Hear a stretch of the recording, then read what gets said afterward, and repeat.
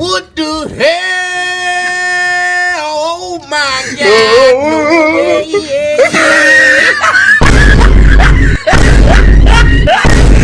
What? Bro. Hello. What is going on, everybody? We are back for the Week 5 NFL teams tier list. Today, we're going to be talking about how all of these NFL teams performed in their Week 5 matchups. Let's get into it. Honorable mentions, first up, Packers, Steelers, Bears, and Falcons. They had a bye week, so just keep that in mind. First up, we got the 49ers versus the Rams. 49ers beat the Rams 26-23 on Thursday Night Football. For a team that was decimated by injuries, the 49ers managed to pull through and beat the Rams in this game. The Niners went up a touchdown on the first drive, and it felt like the Rams were playing catch-up for the rest of the game since. Mac Jones was the quarterback for the Niners since Brock Purdy is injured, and he did a fine job of leading the 49ers to beat the Rams. Puka Nacua had a great night like usual, and the Rams managed to tie the game right before the end of regulation, but the Niners got a field goal on the first possession in overtime and managed to stop the Rams from converting on their possession to end the game. So, 49ers, Rams. 49ers looked really good, even though they didn't have their quarterback, Brock Purdy. I think they played pretty well this game. And then as far as the Rams are concerned, I think they were pretty slow this week. I think the Rams are going to go in the mid category this week. Next up, we got Vikings versus Browns on Sunday Morning Football. In London, the Vikings beat the Browns 21-17. Pretty uneventful first half on this game. Browns and Vikings both got a touchdown, and then the Browns score a field goal, putting them up 10-7 going into halftime. Coming into third quarter, on the other hand, both teams score a touchdown in their first drive of the quarter, putting the Browns back ahead 17-10 until the Vikings go get another 7 in the fourth quarter and pretty much end the game from there. Vikings 21-17. I don't have too much to say about this game. I think the Vikings played pretty well. And Cleveland looked a little better this week, although they lost. But Cleveland, we're going to put them in mid this week. Next up, we got the Cowboys versus the Jets. The Cowboys beat the Jets 37-22. Jets are the only team who have not won a single game yet this season. And after that remarkable game they had against Pittsburgh week 1, I didn't expect them to be this fucking bad. Cowboys little boyed the Jets in the first half, putting up 3 touchdowns compared to the Jets' 3 points from a field goal. Cowboys put up another touchdown by George Pickens in the third quarter, extending their lead to 30-3. Jets start to show some kind of life in the fourth quarter, getting 2 touchdowns and another field goal, but it was too late as the Cowboys scored another touchdown and went up, bringing the score to 37-22. Cowboys, y'all deserve to have praise this week. I think y'all pretty much destroyed the Jets in this game. And then as far as the Jets go, you started showing some life in the fourth quarter. And maybe if there was a little bit more time, y'all maybe would have came back. But it was too late by that point. Next up, we got the Giants versus the Saints. The Saints beat the Giants 26-14. This was honestly a shocker in my opinion. Jackson Dart and the Giants, after having an amazing game against the Chargers, dropped the ball this week against the Saints. They looked really good in the beginning of the game, going up 14-3 before halftime, but the Saints bounced back with a touchdown and a field goal, making the game 16-14 Saints. From this point on, the Saints defense bullied New York's offense, scooping up a fumble and returning it for a touchdown, and Jackson Dart didn't get anything going for the team the rest of the game after that, including throwing a pick for the Saints defense. So, after looking really good in their game against the undefeated Chargers, New York Giants are going to be dropping down and disappointed this week. And then as far as the Saints go, I think they played pretty well. Next up, we got the Raiders versus the Colts. The Colts dominated the Raiders 40-6. Whoever thought this whole Geno Pete Carroll thing was going to be a big success this season, sit down and shut the hell up. Geno is arguably the worst quarterback in the National Football League. Down there right at the bottom next to Bryce Young. All he does every week is get sacked, throw interceptions, and I know I'm being harsh, but it's the truth. The Colts dropped 40 points on y'all, and all you managed to do is score 2 field goals. 2 field goals. Every week, they continue to produce the same petty results and produce the same costly mistakes that cost them the game. Geno is not y'all's answer. Pete Carroll is not y'all's answer. Raiders fans, he did better in Seattle. With that being said, the Raiders are trash. And honestly, they're probably going to be trash for the rest of the season. Colts, on the other hand, we already know where they're going. They're going in the playoff ready category. Because Daniel Jones, he's out there doing his thing for Indianapolis. Next up, we got the Dolphins versus the Panthers. The Panthers prove an amazing comeback against the Dolphins and beat them 27-24. It's a little hard to say that the Panthers have 2 wins before the Ravens right now. But damn it, I guess it's true. Bryce Young and the Panthers win another game they honestly should have lost. And no thanks to Bryce Young either, because Dowdle was the MVP this game for the Panthers.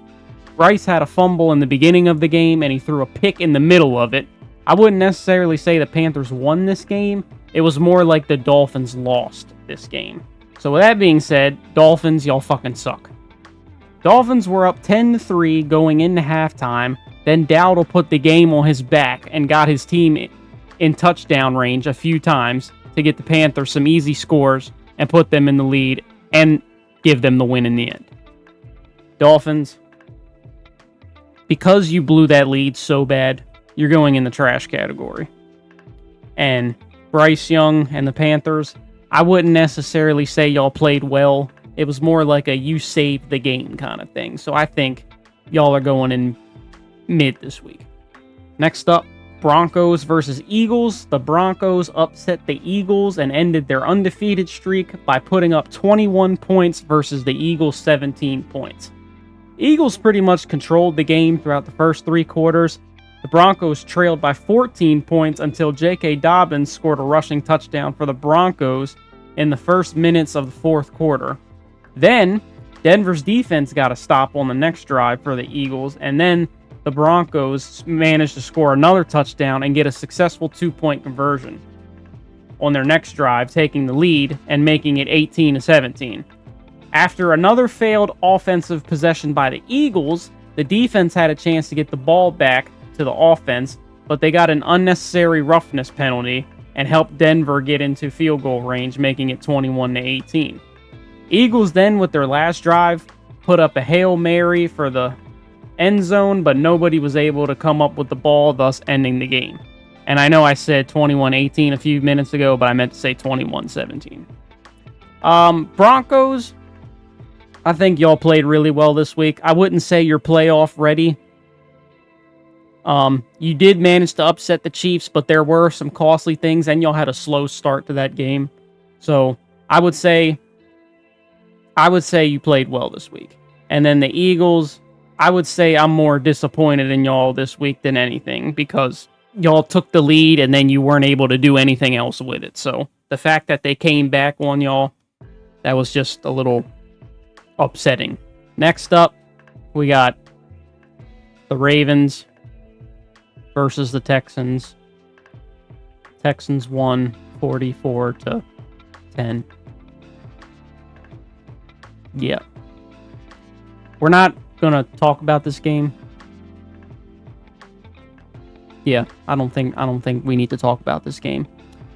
On a serious note, though, Texans finally won a game, y'all, and CJ finally, after 2 years, didn't get embarrassed by the Ravens. I think the statistic was he was like 0-8 against the Ravens. I'm not 100% sure if that was accurate. Ravens, I hope you could at least beat the Texans, but you couldn't even manage to do that. I honestly feel like we need to put Tyler Huntley in because at least he almost beat Aaron Rodgers and the Green Bay Packers a few years ago when he was filling in for Lamar. And it all came down to that 2-point conversion at the end. That was the year that the Ravens were notorious for going for it on 2 and they didn't get it. So I feel like at this point we need to just put Tyler Huntley in the game because Cooper Rush does not fit this offense. And John Harbaugh, if you ever watch this for whatever reason, you need to start Tyler Huntley and take Cooper Rush out of the game, okay? With that being said, Texans, I'm gonna say you defeated a battered Ravens team for once. So I wouldn't even say you played well. So I'm gonna put you in the mid category. And Ravens, we already know where you're going. Next up, Titans versus Cardinals. Titans beat the Cardinals 22-21, giving Cam Ward and the Titans their first win of the NFL season.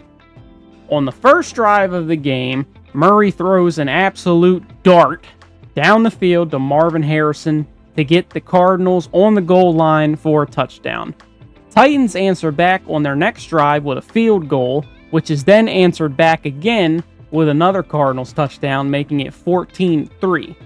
On the next Titans possession, their running back loses the football and costs them another touchdown, putting the Cardinals up 21-3. Titans managed to get a field goal before halftime, making the new score 21-6. Nothing really happens until the beginning of the fourth quarter, until Day Mercado literally drops the football right before the line, reversing the touchdown and making it a touchback for the Titans.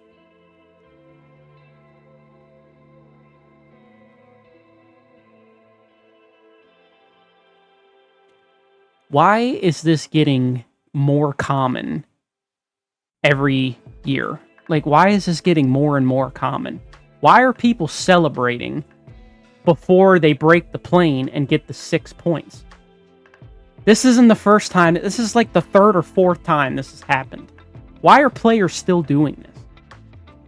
After this play, the Titans managed to make a great comeback, scoring 2 touchdowns, including one that should have been a defensive fumble, but they managed to recover it in the end zone, and they held the Cardinals at bay to kick the game-winning field goal at the end. Titans, I think y'all are mid this week. You won the game, but there were some costly mistakes in there that could have made y'all lose this game, honestly. So I think if it weren't for that defensive, I think if y'all didn't manage to get that recovered fumble, you would have lost this game definitely. But the best I can do is put you at mid this week. And Cardinals, as far as y'all are concerned, because your man drops the ball on the 1-yard line and gets a touchback, y'all are just trash this week. There's no way around that. Next up, we got the Buccaneers versus Seahawks. The Bucks beat the Seahawks 38-35. Bucks get ahead 13-0 with just seconds left in the first half before Darnold throws a touchdown pass to Najigba, ending the first half Bucks ahead 13-7. In the third quarter, we saw both of these teams try to one-up each other because the Seahawks scored a touchdown, and then the Bucks answered back with a touchdown, and then a 2-point conversion. Then the Seahawks go down to get another touchdown in the beginning of the fourth quarter and manage to stop the Bucks from copying them on the next drive. Seattle then gets the ball back and scores yet another touchdown, putting them in the lead 35-28. Baker then proceeds to do what Baker does best, which is locking the fuck in, and drives down the field to tie the game 35-35. Darnold only needing to get his team in a field goal range at this point and bleed seconds off the clock. They had 50 seconds left at this point, but then he throws an interception at midfield, and then the Bucks get into field goal range and win the game with a field goal. Bucks, I think y'all are deserving to be in playoff ready this week. Baker Mayfield is just doing his thing down there, and he's doing it without his number one receiver, Ibuka, stepping up, and I'm pretty sure they didn't have Bucky Irving either, so Baker is really doing his thing, and he's pretty much putting that team on his back down there in Tampa. And then as far as the Seahawks go, I think y'all played pretty well, even though you lost the game. If it wasn't for that interception, they would have won this game. I could see them going down there and getting in field goal range. And the score would have been the same. It just would have went the other way. The Seahawks would have won. So I think they played well this week. Next up, we got the Lions versus the Bengals. Another week, another loss for Bengals fans. Can't blame you guys, though. The Ravens don't look good either. Lions go up 14-3 before halftime. Then they put up another 14 points, making it 28-3 before the fourth quarter. At the beginning of the fourth quarter, Jamar Chase manages to get the Bengals 2 touchdowns and another touchdown by T. Higgins. But the Lions scored another touchdown, making the game 35-24. Then the Lions sack Browning in the end zone to get a safety, and the game is pretty much over at that point.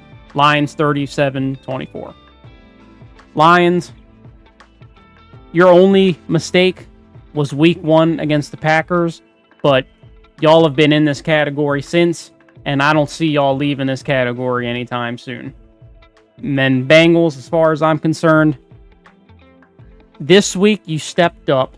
You put up 24. You did a lot better than I think the Ravens did a week ago, or 2 weeks ago, I'm sorry.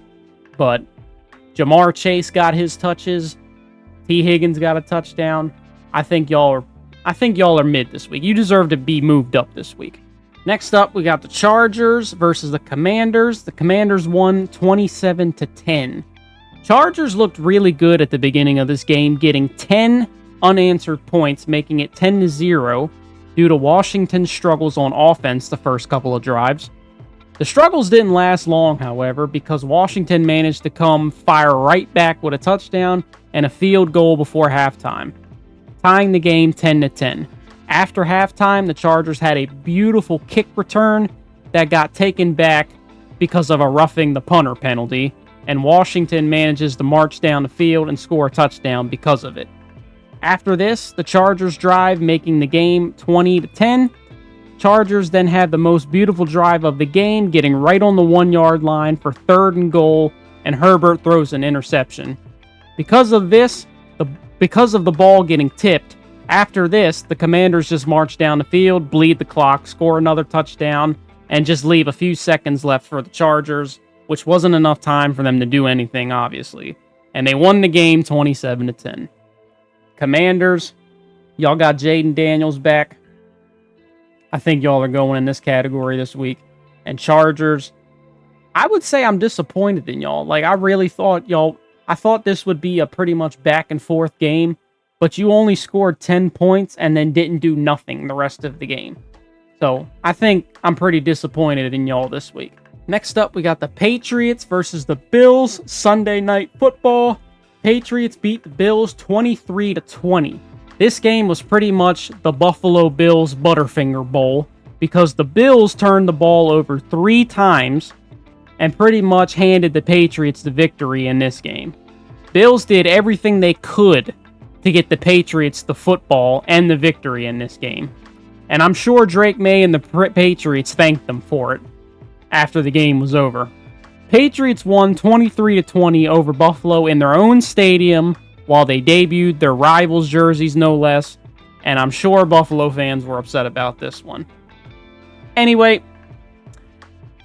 Drake May and the Patriots, I think they played pretty well. They went in there and owned the Buffalo Bills in their own stadium. And the Buffalo Bills this week, we're going to make a special category for y'all this week. We're going to call this category the Buffalo Bills fans. And that's where we're going to be putting Buffalo this week. You get your own special category right above trash this week. Lastly, we got the Chiefs versus the Jaguars. The Jaguars upset the Chiefs 31-28. Pretty impressive win for Jacksonville fans on Monday night. Trevor Lawrence was the MVP for this game, in my opinion. He had a few judgmental throws that should have been easily intercepted by the Chiefs, but he had the clutch touchdown at the very end where he didn't give up on the play after falling down, and he ran in to give them the dub. Chiefs, on the other hand, were up by 14 at one point, But slowly, they kept losing ground, and Mahomes threw an interception at the goal line that gave Jacksonville a pick six, and that didn't help them either. Chiefs looked dominant in the beginning, but they got sloppy throughout the rest of the game, and that's pretty much the reason why they lost. Chiefs fans, I would say, I'm not going to say you played bad because you were pretty much dominating the whole game. You were above the Jaguars the whole game. So I think y'all played pretty mid this week. And then as far as the Jags, y'all upset the Chiefs. I'm putting y'all in the played well category this week. And then like I said before, Falcons, Bears, Packers, Steelers, they had a bye week this week, so they didn't have a game this week. Did you agree with this list? How did your team do this week? Let me know down in the comments. Like, comment, subscribe, do all that good stuff, and I'll see you guys next week for week 6. Peace out, guys.